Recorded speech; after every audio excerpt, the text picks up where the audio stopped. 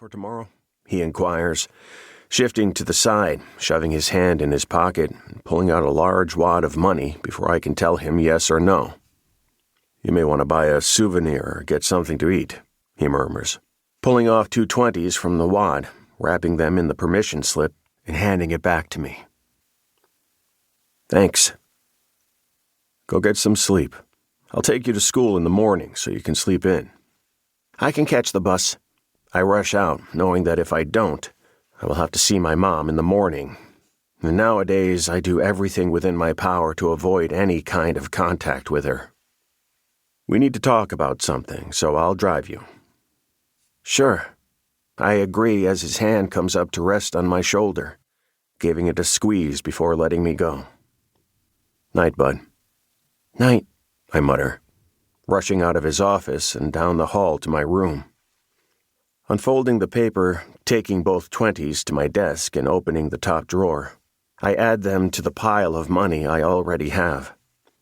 My dad is always giving me money, whether I want it or not. I think he uses it as a way to not feel guilty for how crappy things have been lately. At first, I thought it was cool because I was able to get whatever I wanted, but not now.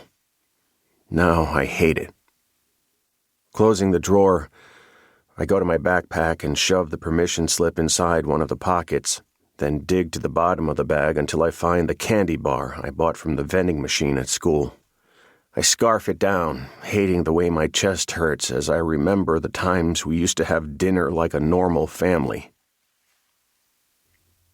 Jumping out of sleep, my heart starts to pound. I don't know what woke me, but fear rushes through me as I turn to look at my bedroom door and see the hall is dark through the crack along the bottom. Closing my eyes, I do what I always do when this happens, and play funny cartoons in my head, trying to get my heart to calm and get back to sleep.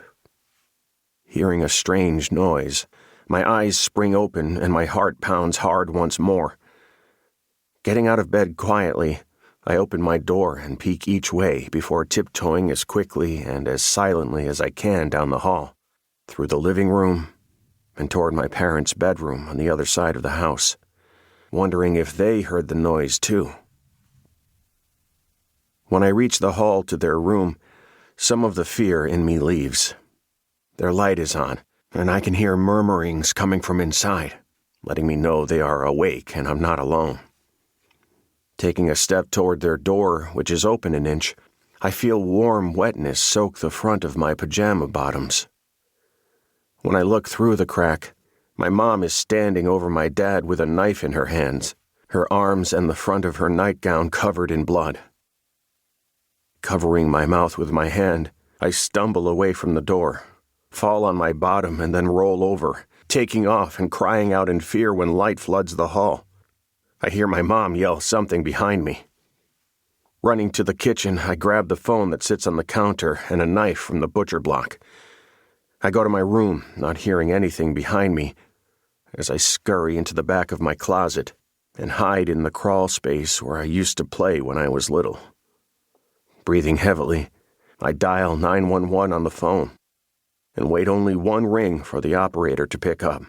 911, what's your emergency? Clutching the knife to my chest, my voice chokes as I whisper, "My mom just killed my dad." Chapter 1. Sven. You're a lint licker. Get on your knees, I tell the blonde in front of me. One thing the women who want me to fuck them learn right away is that I don't say anything twice. Watching her eyes flare, she drops to her knees and her hands go behind her back. Her thighs spread, showing off her bare pussy. "Open your mouth," I murmur, running my hand softly along her jaw in approval. When her head lifts and she looks up, I feed her my dick inch by inch until it hits the back of her throat. Hearing her gag, I pull back, only to surge forward again.